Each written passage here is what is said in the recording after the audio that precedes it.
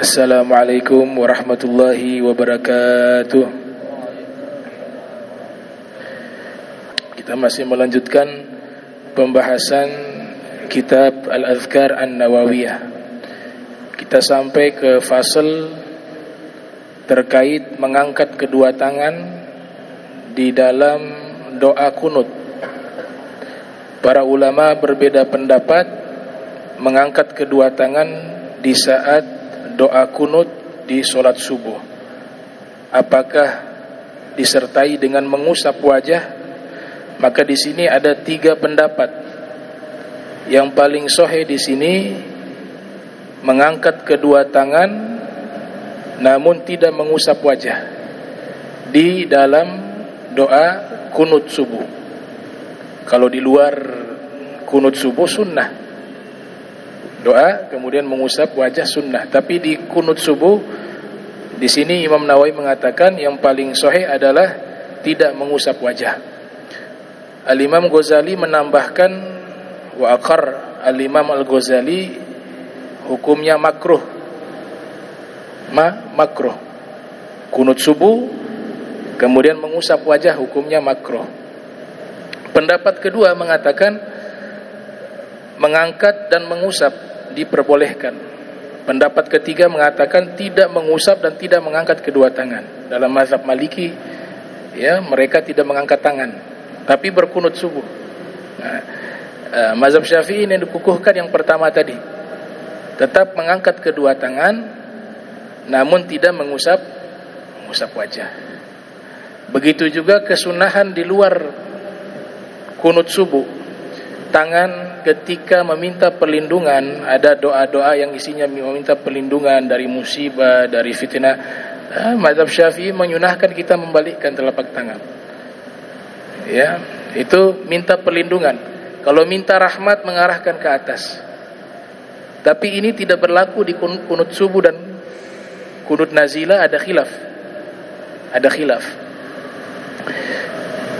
Wattafaqu ala annahu la yamsah, bersepakat bahwa tidak perlu mengusap daripada wajah ketika kunut subuh.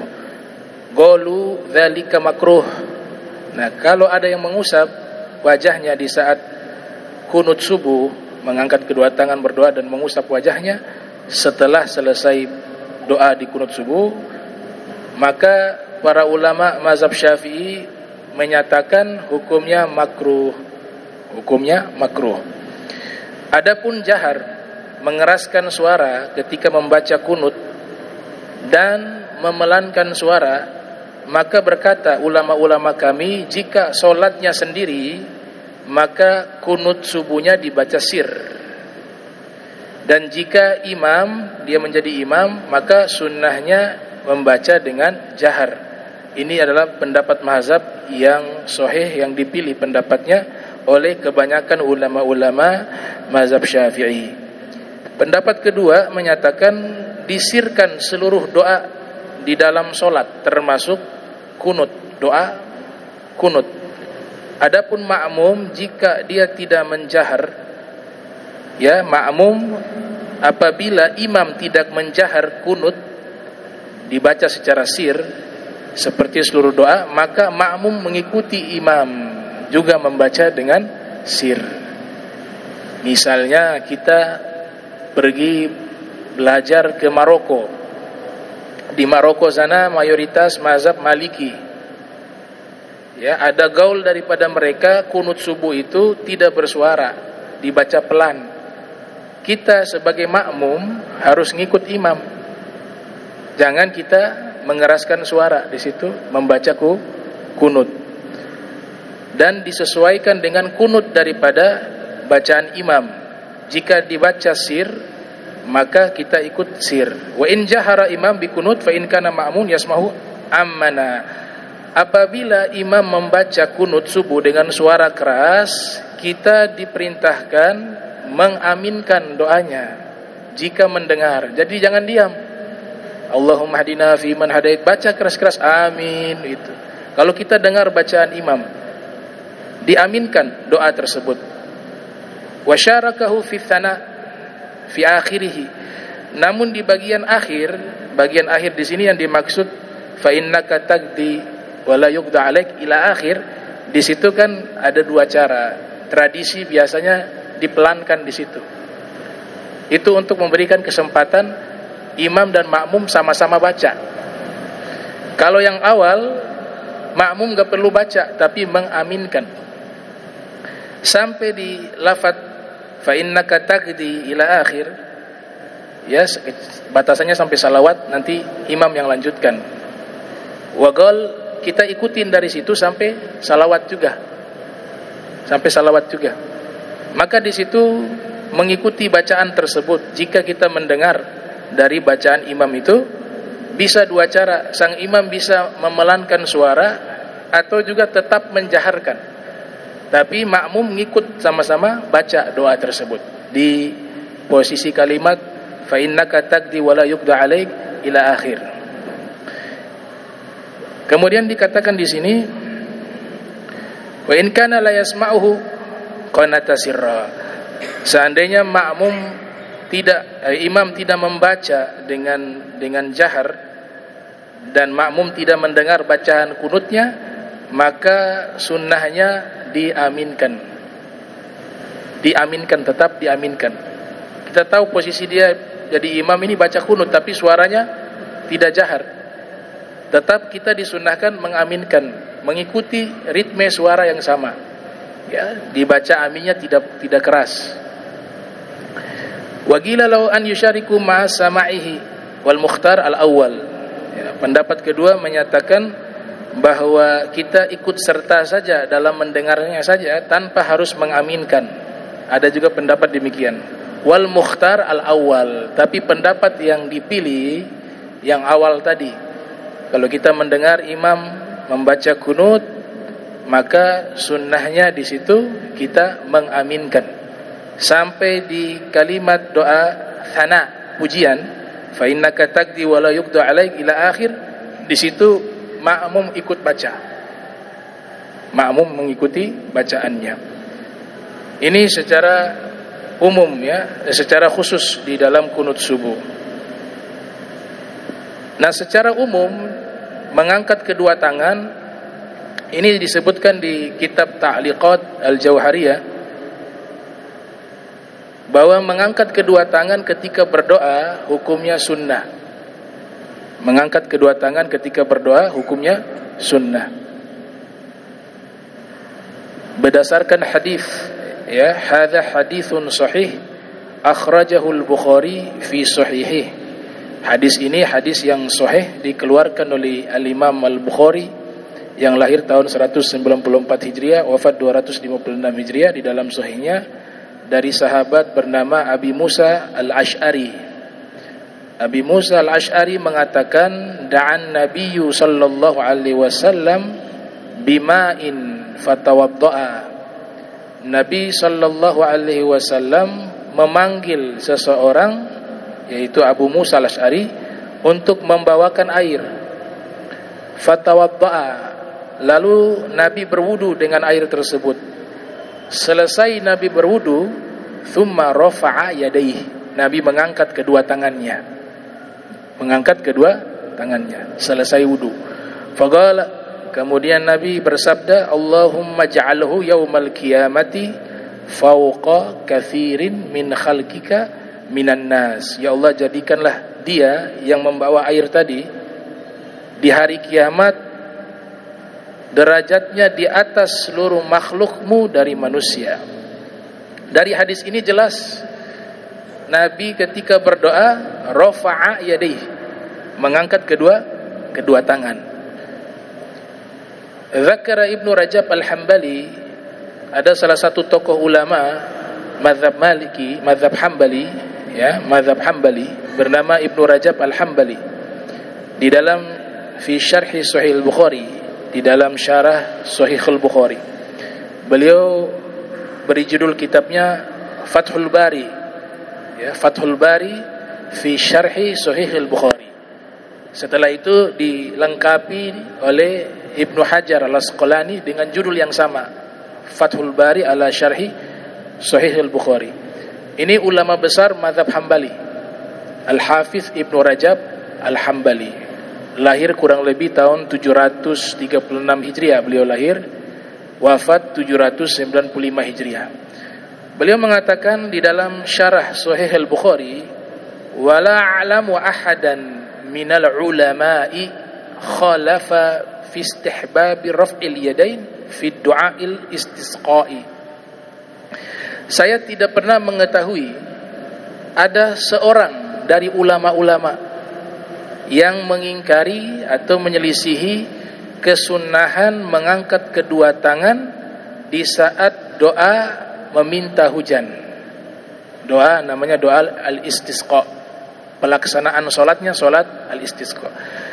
Kalau mengangkat kedua tangan dalam masalah ini disepakati, gak ada, kata Ibnu Rajab Hambali, gak ada satupun yang mengingkari. Ya. Bahkan dalam riwayat Nabi ketika berdoa di solat al-istisqa itu, saking tingginya tangannya Nabi sehingga sahabat diantaranya Anas bin Malik melihat ya ketiaknya Rasul, dua ketiaknya Rasul. Berarti mengangkat tangan tinggi.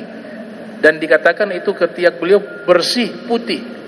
Ya, bersih dan putih. Dari pemahaman di sini berarti Nabi mengangkat tangannya tinggi sehingga ketiak beliau terlihat oleh sahabat.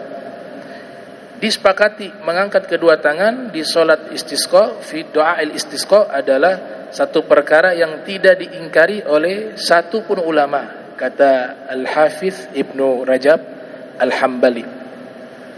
Wa ruwiya an Ibni Umar, diriwayatkan dari Ibni Umar, putra dari Sayyidina Umar bin Khattab, bernama Abdullah bin Umar, mengatakan, idza sa'ala ahadukum rabbah falyaj'al batina kaffaihi ila wajhihi wa idza ista'adha falyaj'al zahirahuma ila wajhihi.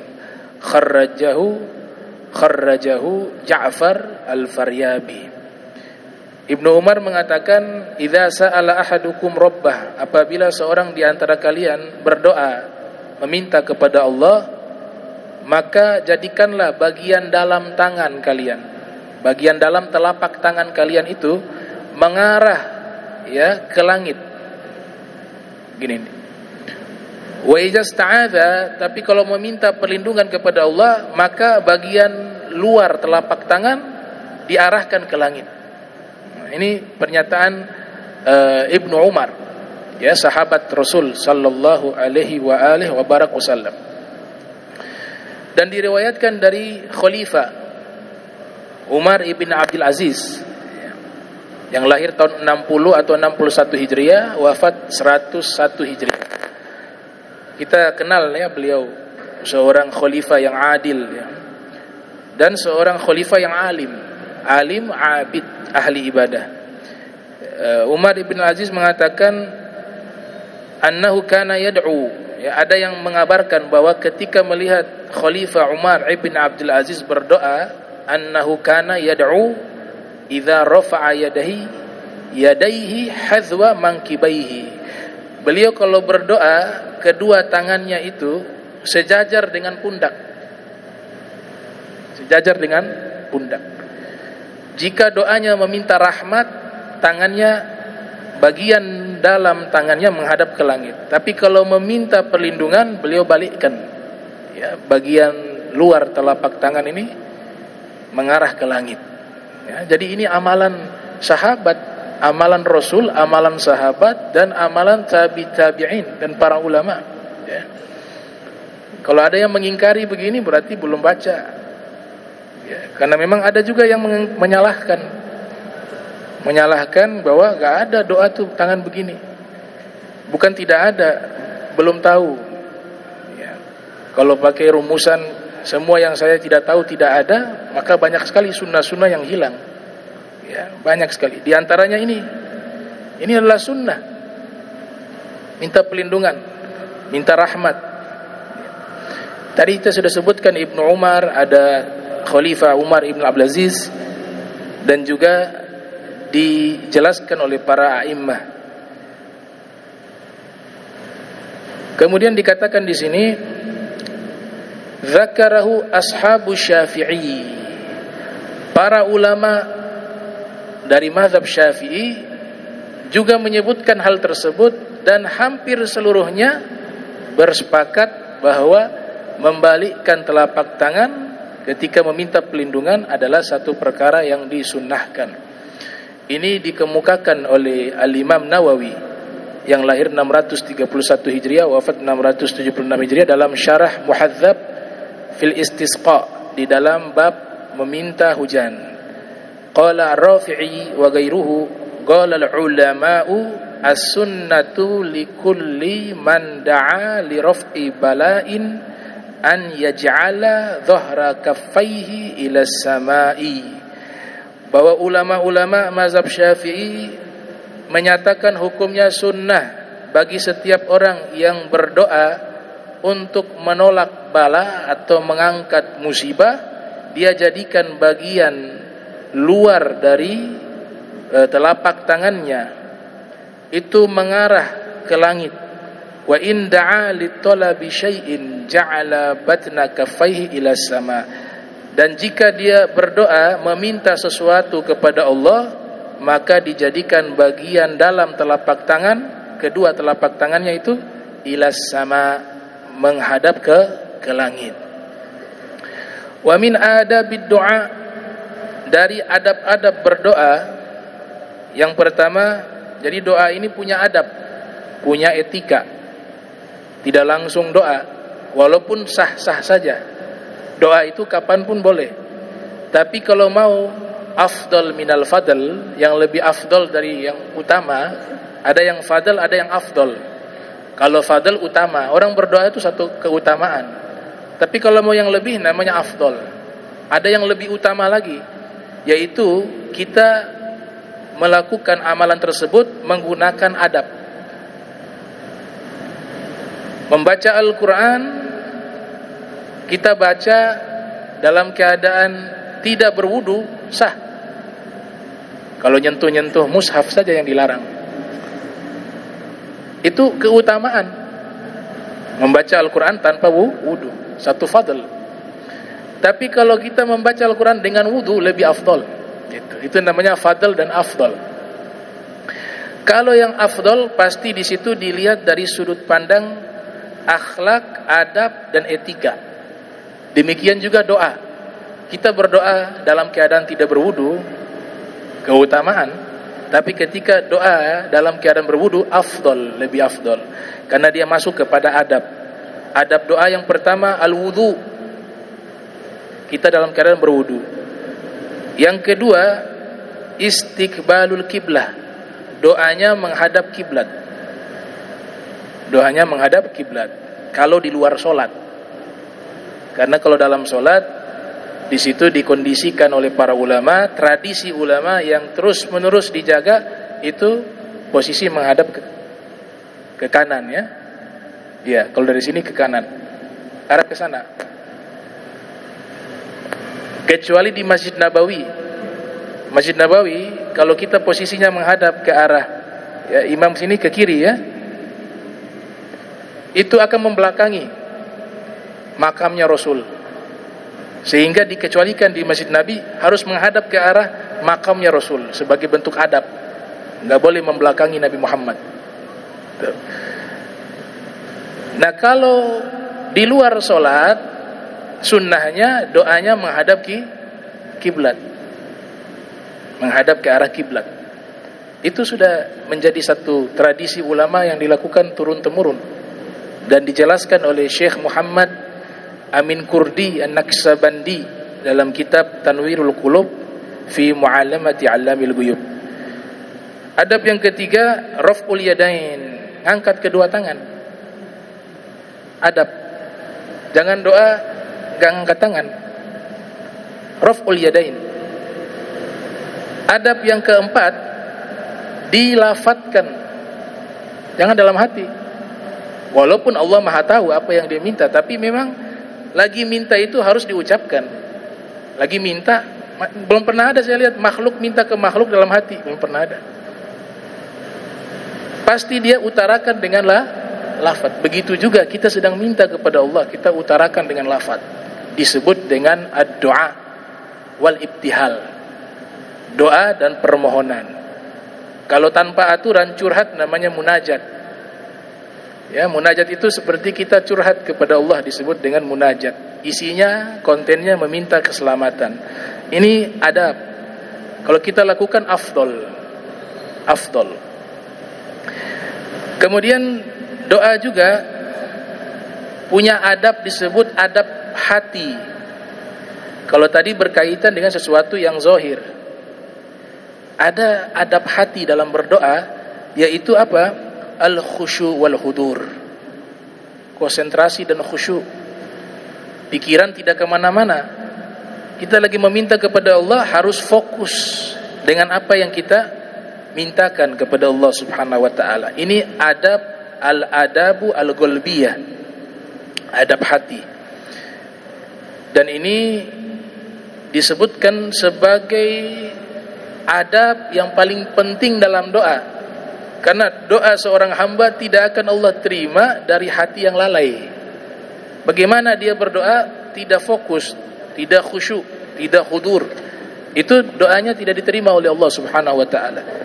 Ini dinyatakan oleh Nabi kita Muhammad sallallahu alaihi wa alihi wasallam, innallaha la yastajibu du'a min qalbin ghafilin lahin.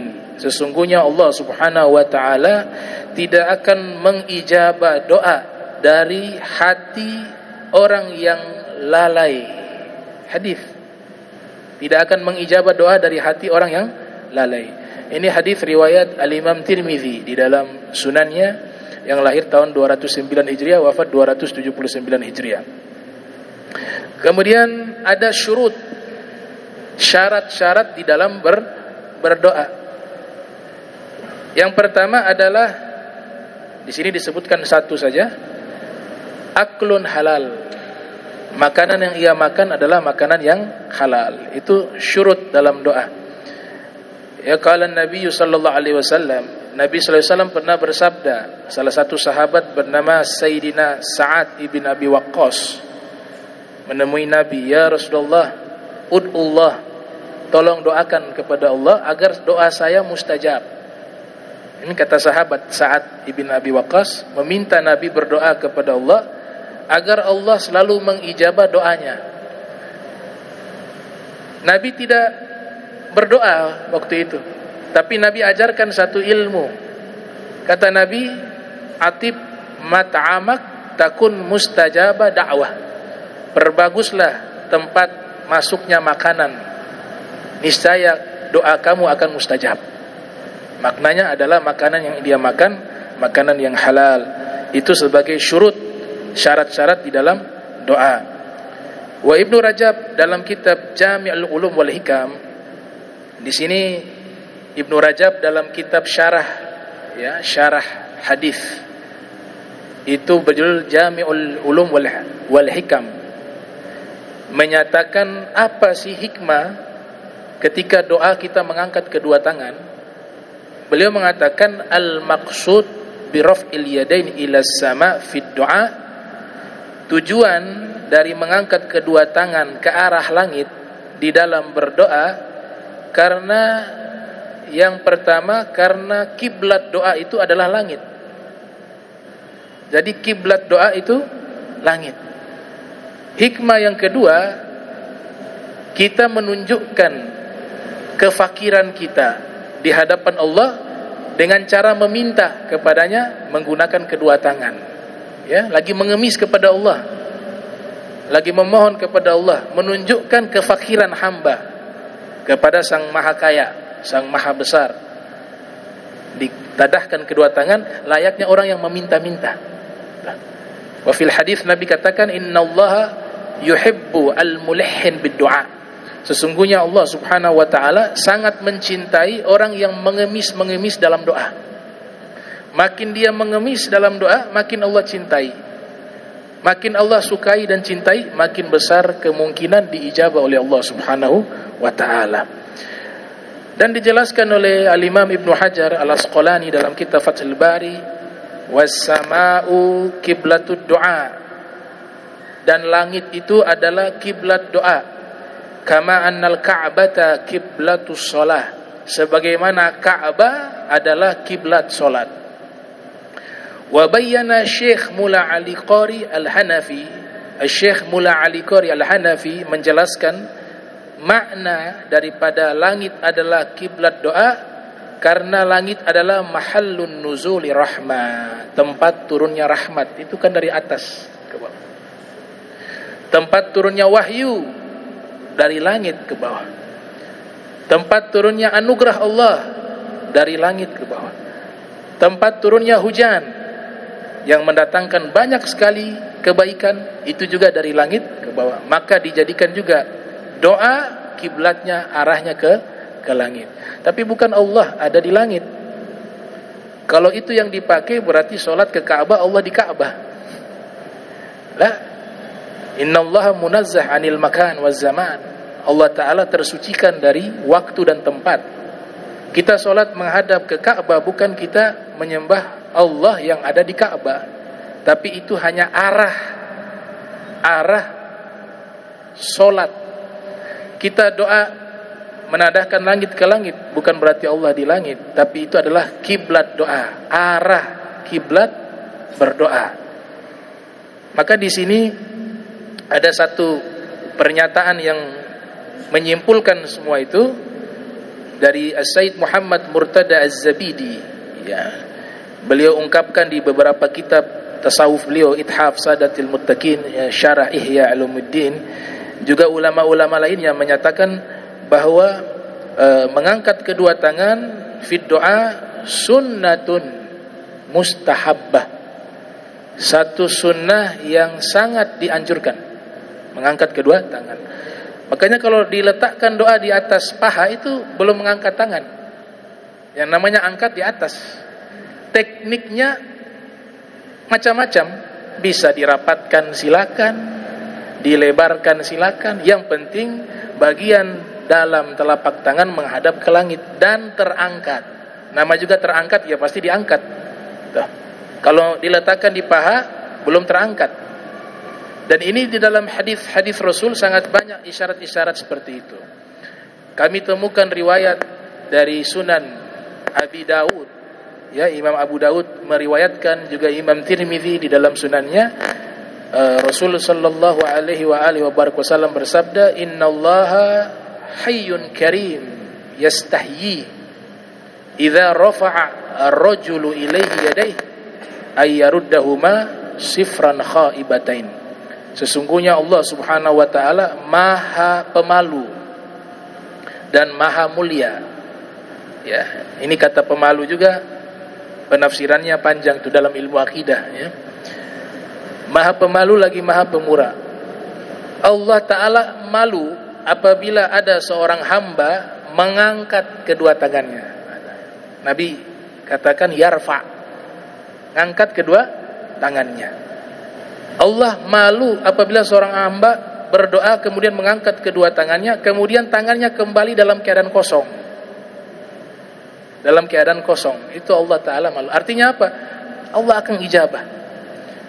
Imam Ibnu Atta'illah Sakandari mengatakan, kalau Allah ingin memberikan sesuatu kepada hambanya, maka hamba itu diizinkan berdoa, meminta kepadanya, itu sudah tanda bahwa Allah ingin berikan itu kepadanya. Mata atlaq lisanaka bitolab fa'lam annahu yuridu an yu'tiyak. Manakala lidahmu meminta kepadanya, maka ketahuilah sesungguhnya dia Allah yang menginginkan itu untuk dia berikan apa yang kau minta. Jadi orang yang kalau sudah, ya Allah minta kaza, saya meminta ini, meminta itu sebenarnya Allah yang gerakkan lidahnya untuk meminta itu. Dan itu Allah ingin berikan apa yang dia minta, gitu. Cuma tunggu waktunya.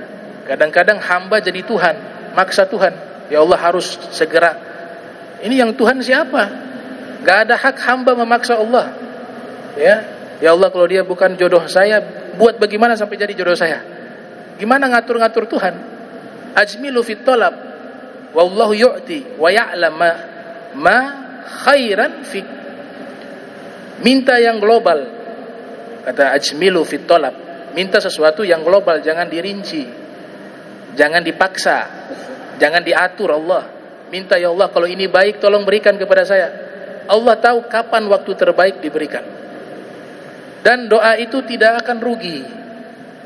Semua doa itu pasti akan Allah terima. Tapi cara ijabahnya berbeda-beda. Kadang disimpan ya seumur hidup di dunia gak digobul sama Allah. Tapi Allah tidak sia-siakan itu. Allah simpan di akhirat jadi pahala baginya. Atau Allah simpan untuk mengangkat derajatnya di surga. Atau Allah simpan sebagai penghapus dosanya di akhirat. Atau bisa jadi Allah kasih bukan pada waktu itu. Di waktu yang Allah Maha tahu, dia butuh sekali permintaan ini diijabah, kebutuhannya nanti 10 tahun yang akan datang dikasih. Rasul doa agar Makkah dibebaskan, Nabi hijrah dulu puluhan tahun baru Makkah bisa dibebaskan. Itu hikmah bahwa doa itu Allah ijabah sesuai dengan apa yang Allah kehendaki, dan Allah tahu waktu kapan yang paling tepat untuk diberikan kepada hamba tersebut. Nah, ini sunnah ya, mengangkat kedua tangan, dan sebab daripada ijabah doa dengan mengangkat kedua tangan. Wa hadza fi'lu sabab min asbabil ijabah. Ini sebagai sebab-sebab diijabahnya doa, yaitu kita mengangkat kedua tangan. Dan dikatakan di sini oleh Syekh Muhammad Murtada Az-Zabidi dan juga Imam Nawawi. Wa qala Imam Nawawi mengatakan, qala jama'atun min ashabina wa ghairuhum ya as-sunnah fi kulli du'a li raf'il bala gal kahti wa nahwihi an yarfa'a yadayhi wa yaj'al dhahra kafai ila sama. Tadi kalau meminta pelindungan, bagian luar telapak tangan dihadapkan ke langit. Ya, qala jama'atun min ashabina wa ghairuhum ya, atau wa ghairihim. Naam. Kemudian di sini disampaikan oleh Ibnu Hajar Asqalani dan Said Muhammad Murtada Az-Zabidi ya dalam kitab Ithaf Sadatil Muttaqin. Beliau mengatakan langit itu adalah mahbitu rizqi, tempat turunnya rizki. Jadi rizki itu turunnya dari langit ke bawah, ke bumi. Dan langit juga adalah tempat turunnya rahmat Allah dan keberkahan, maudhi'al rahmah wal barakah, dan tempat turunnya keberkahan. Makanya disifati air hujan kan ma'an mubarak, ma'an mubarakah, air yang diberkahi. Air hujan disebut air yang diberkahi karena berasal dari langit. Kemudian beliau mengatakan ala ma'na annal matara yanzilu minha ilal ardi wahia maskanul malail a'la. Kemudian langit itu tempat rahmat, tempat berkah, tempat turunnya wahyu, tempat turunnya hujan. Juga langit adalah tempat mukimnya malaikat. Jadi kalau malaikat tinggal di langit, ya mukimnya di langit. Nah, malaikat yang jumlahnya sangat banyak menghuni langit, maka langit pun menjadi barokah dengan adanya malaikat. Ini pendapat Sayyid Muhammad Murtada Az-Zabidi yang mensyarahi kitab Ihya Ulumuddin Hujjatul Islam Abu Hamid Al-Ghazali. Kemudian beliau mengatakan wa innama ukhtisat as-sama'u bi raf'il aidi ilaiha 'inda ad-du'a li'annaha ju'ilat qiblatal ad'iya. Dan dikhususkan langit untuk kita mengangkat kedua tangan ketika berdoa, itu disebabkan langit dijadikan kiblat berdoa, sebagaimana Ka'bah ju'ilat kiblatan lil musalli. Ka'bah dijadikan kiblat bagi orang yang salat, yastaqbiluha fi shalah, yang setiap orang yang salat wajib menghadap ke arah kiblat Ka'bah. Kalau salat sunnah lagi safar, ini kadang-kadang disalahpahami. Ya, dipikir salat sunnah itu bisa menghadap ke arah selain Ka'bah. Jadi tidak mengarah ke kiblat sah salat sunnah. Ini penjelasannya tidak seperti itu. Lagi safar di atas kendaraan tidak memungkinkan untuk menghadap ke arah kiblat, dibolehkan dia menghadap ke arah sesuai dengan arah kendaraan. Tapi kalau di tempat tinggal gak boleh, tetap wajib ke arah kiblat. Lagi safar yang diperbolehkan sholat jamak dan qasar, dan posisinya di atas kendaraan sulit baginya untuk mengarah ke kiblat, dibolehkan sholat sunnah mengarah ke arah manapun yang dia mau. Itu ketika lagi safar. Tapi kalau fil hadar, di tempat mukim, maka tetap wajib menghadap ke kiblat. Sholat wajib juga demikian. Kalau kondisi tidak memungkinkan, di atas pesawat, boleh kita menghadap sesuai dengan arah pesawat atau arah tempat duduk. Tapi ulama membuat satu tambahan. Kalau boleh waktu takbiratul ihram saja, itu usahakan menghadap ke kiblat dulu. Setelah itu posisi yang dia nyaman untuk sholat dilakukan. Tapi setibanya kembali di tempat tinggal, sholat tadi wajib diulang karena sholatnya belum sempurna. Atau sholat kedua ihtiramul waqt, menghormati waktu. Ini saya pilih pendapat ulama yang lebih hati-hati memilih pendapat tersebut, al-ihtiyat. Dan Syekh Muhammad Murtada Az-Zabidi mengatakan, wala yuqal anna Allah Ta'ala fi jihatil Ka'bah. Nah, maksud doa mengarah ke langit atau kita isyaratkan jari ketika sunnah membaca kalimat tauhid la ilaha illallah, ini semua isyarat menunjukkan kepada manzilah wa makanah. Kalau kalimat la ilaha illallah kita arahkan ke langit, itu maknanya bahwa Allah itu maha tinggi, bukan Allah itu ada di atas.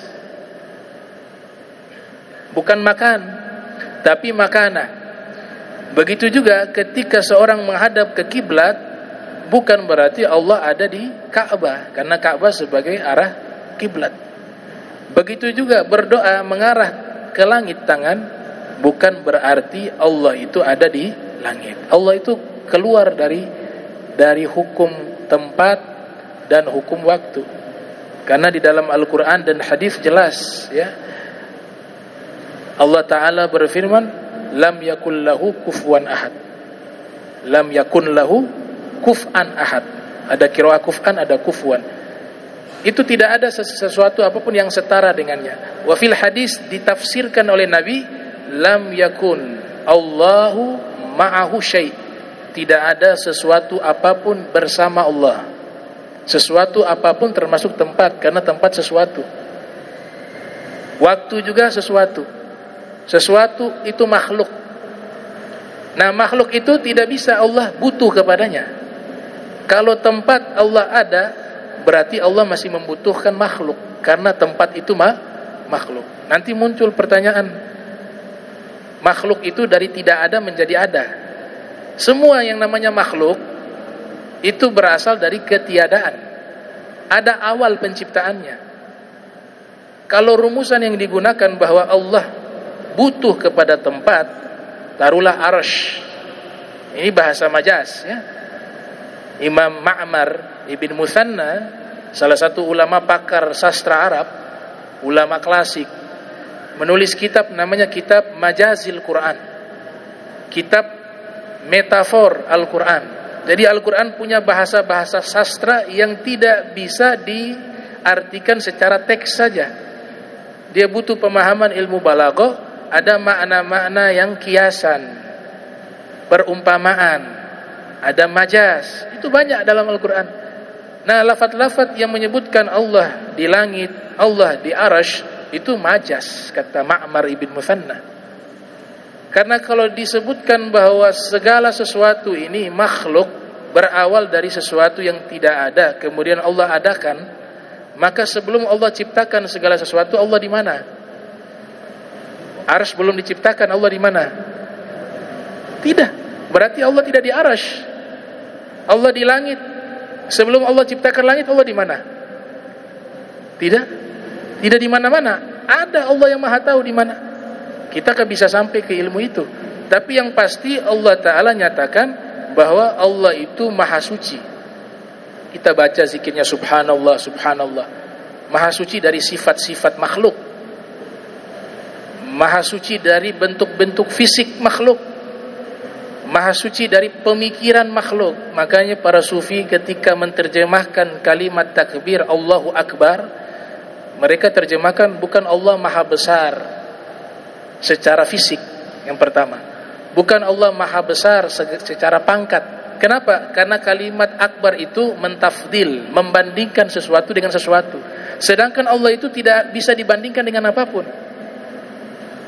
Kalau saya mengatakan Zaid lebih pintar dari si Amr, pantas. Karena Zaid dan Amr sama-sama makhluk, sama-sama manusia. Tapi kiranya kalau Allah Maha Besar, tandingannya siapa? Tidak ada yang menandingi Allah. Maka akbar di situ diterjemahkan apa? Allah lebih maha besar dari imajinasi makhluk terhadap dirinya. Terhadap imajinasinya makhluk, kita mengimajinasikan Allah begini, itu Allah lebih besar dari itu. Lebih suci dari itu, lebih agung daripada itu. Ya, maka dilarang kita tafakkur fi dzatillah. Bertafakur terhadap zatnya Allah dilarang oleh Allah Subhanahu wa taala. Nah, ini pembahasan masih ada lanjutan, kita lanjut nanti di pertemuan berikutnya. Mudah-mudahan Allah taala berikan panjang umur, sehat wal afiyah, diberikan kita istiqomah fi ta'ah wal ibadah, diberikan ilmu yang bermanfaat yang mendekatkan diri kita kepada Allah Subhanahu wa taala, dan memahami agama ini dengan baik dan benar sesuai yang diinginkan oleh Nabi kita Muhammad sallallahu alaihi wa alihi wa barik wasallam. Allahumma jam'ana hadza jam'a marhuma wa tafarraqna min ba'di tafarruqan ma'suma wa la tajal minna wa la minna syakila mahruma. Subhanaka bihamdika asyhadu an astaghfiruka wa atubu ilaik. Wa sallallahu alaihi Muhammad wa ala alihi wa sahbihi wa barik wasallam. Wa lafu minkum wassalamu alaikum warahmatullahi wabarakatuh.